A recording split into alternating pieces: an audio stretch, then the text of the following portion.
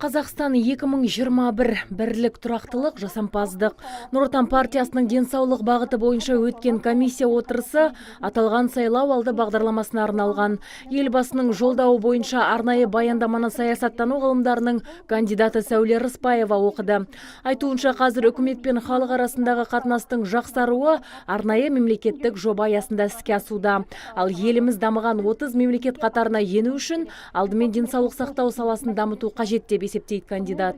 Ал денсаулықты айтудың, денсаулыққа артық акцент жасаудың да өзі артық болар.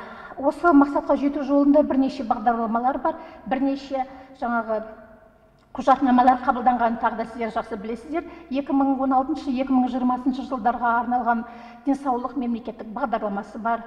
Биыл жергілікті бюджеттен 928 миллион теңге бөлініп, өңірдегі медициналық ұйымдарға 493 бірлік медициналық құрал сатып алынған. Бұл мәліметті жиын барысында облыстық денсаулық сақтау басқарма басшысының міндетін атқарушы Ғалымжан Әбіш таратты. Қатерлі ісіктерден болатын өлім-жітім көрсеткіші 7 айдың қорытындысы бойынша 30,1%-ды құрап, былтырғы жылдың осы кезеңмен салыстырғанда 4,4%-ға төмендеді. Қан айналымы жүйесі ауруларынан болатын өлім-жітім көрсеткіші болса 70,7-ні құрап 6%-ға төмендеген. Жарақаттардан, жазатайым оқиғалардан болатын өлім-жітім көрсеткіші 7 ай қорытындысы бойынша 22,2-ні құрап 13,16%-ға төмендеді. Туберкулезден болатын өлім-жітім көрсеткіші 1,5 көрсеткішін құрап 1,5, 11,7%-ға төмендеді. Сонымен қатар осы денсаулық бағдарламасы шеңберінде мектеп медицинасының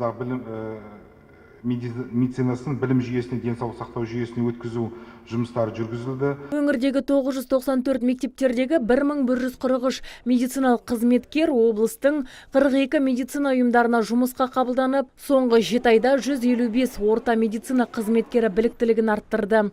Сондай-ақ кесте бойынша жыл соңына дейін 270 қызметкердің білімін жетілдіру жоспарлануда.